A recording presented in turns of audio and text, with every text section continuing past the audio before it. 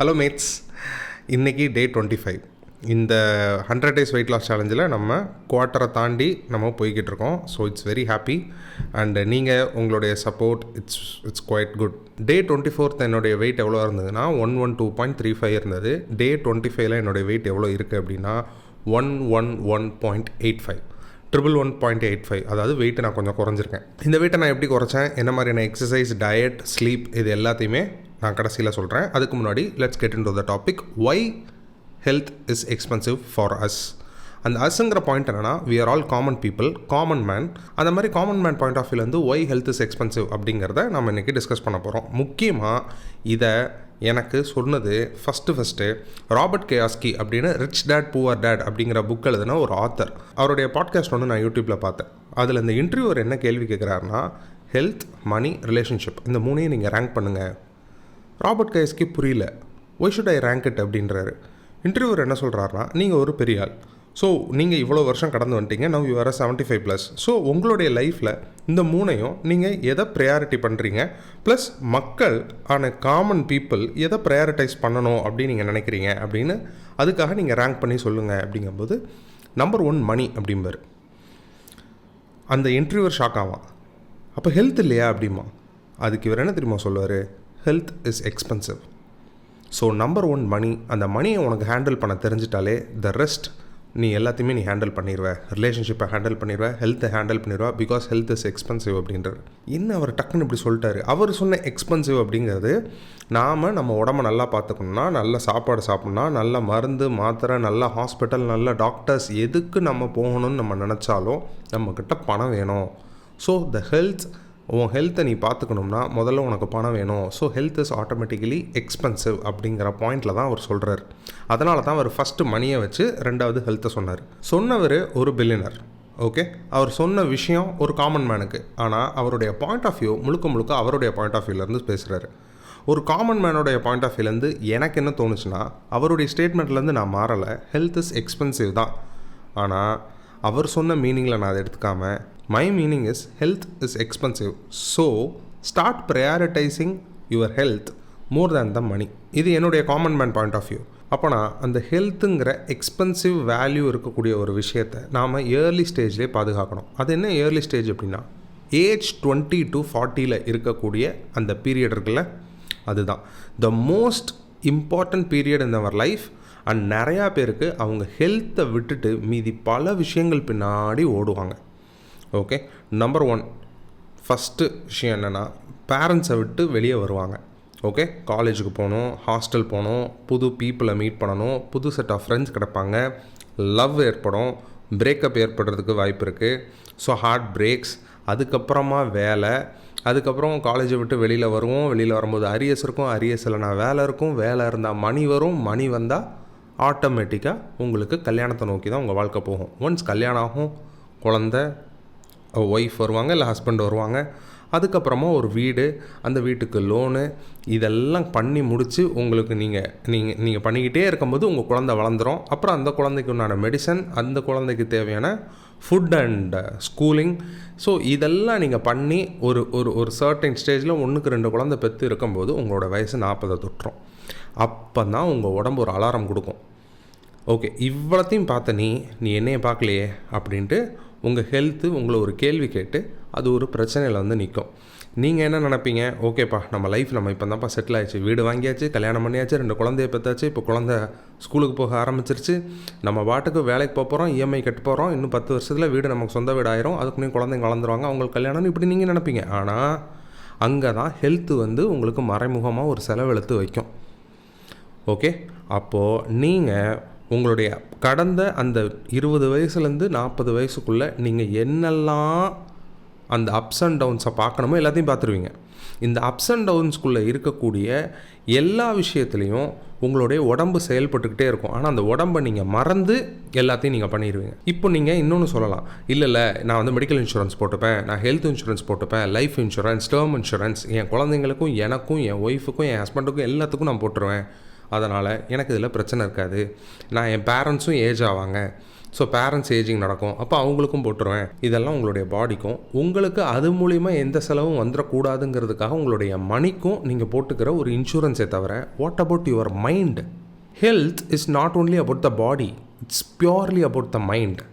உங்களுடைய mental health நல்லா இல்லை அப்படின்னா உங்களோட ஃபிசிக்கல் ஹெல்த்தை மட்டுமே வச்சுக்கிட்டு அதில் நோ யூஸ். இப்போது உங்கள் உடம்புல ஒரு பிரச்சனை, ஓகே, எனிதிங் ஏதோ ஒரு பிரச்சனை, நீங்கள் என்ன பண்ணுவீங்க? ஒரு ஹாஸ்பிட்டல் போவீங்க, அங்கே ஒரு பில் கொடுப்பாங்க, இன்சூரன்ஸ் வச்சு கிளைம் பண்ணிடுவீங்க, ஓகே. ஆனால் நீங்கள் பெட் ரெஸ்ட்டில் இருந்தீங்கன்னா உங்களை பார்த்துக்கிறதுக்கு உங்கள் ஒய்ஃபு, இல்லைனா உங்கள் ஹஸ்பண்ட், ஓகே, இல்லைனா உங்கள் ஃபேமிலி மெம்பர்ஸ், அவங்களுக்கு ஒரு பெரிய தலைவலி. நீங்கள் படுத்த படுக்கையாக இருக்கும்போது உங்களுக்கு ஒரு பெரிய தலைவலி. இந்த ஸ்ட்ரெஸ்ஸு, சில விஷயங்கள் சாப்பிடக்கூடாதும்பாங்க, சில விஷயங்கள் 100% உங்களால் அந்த இன்சூரன்ஸை கிளைம் பண்ண முடியாமல் போகும். சில பேர் இன்சூரன்ஸே போட்டிருக்க மாட்டீங்க. இந்த மாதிரி பல ஃபேக்டர்ஸ் அதை சுற்றி இருக்கும், ஓகே. ஸோ உங்களால் நிம்மதியாக இன்சூரன்ஸே இருந்தாலும் நிம்மதியாக இருக்க முடியாது. So end of the day உங்கள் மைண்டு கண்ட்ரோலில் இருக்காது, ஸ்ட்ரெஸ்லேயே இருக்கும், டிப்ரெஷன்லேயே இருக்கும். So yes, health is expensive. அதில் முக்கியமாக mental health is more expensive than the physical health. ஏன்னா ஃபிசிக்கல் ஹெல்த்துக்கு உங்களுக்கு கிளைம் பண்ண முடியும், மென்டல் ஹெல்த்துக்கு எதுவுமே பண்ண முடியாது. அது கொஞ்சம் கொஞ்சமாக ரிஃப்ளெக்ட் ஆகி உங்கள் ஃபேமிலிக்குள்ளே you will get into disaster.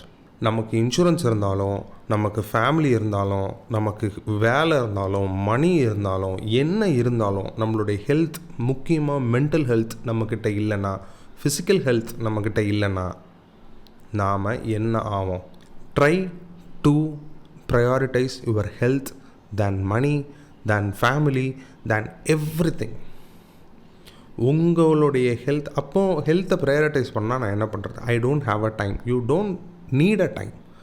உங்களுக்கு ஒன்று தான் தேவை, ஹெல்த்தியான ஃபுட்டையாவது சாப்பிடுங்க. If you don't have a time to walk around 1 hour, no problem. Just have a 3 meal a day with lots and lots of protein, lots and lots of fiber, lots and lots of good nutrition foods, rather than just having a sugar content or vada or some snacks, pastry items, fast foods, processed foods. Stop all these things and start to prioritize your health with an organic, natural, high nutrition foods.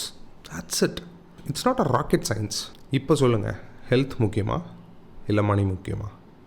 20 to 40 வயசுக்குள்ளே எது முக்கியம்னு கீழே comment பண்ணுங்கள். எனக்கு 29 வயசாகுது, எனக்கு இப்போ 2 விஷயம் முக்கியம். 2 விஷயத்துக்கு தான் நான் ப்ரையாரிட்டி கொடுக்குறேன். Number 1 is health, number 2 is time. I don't have enough time, okay. I am wasted around 29 years in my life, okay. So இனிமே மை கிளாக் இஸ் டிக்கிங்.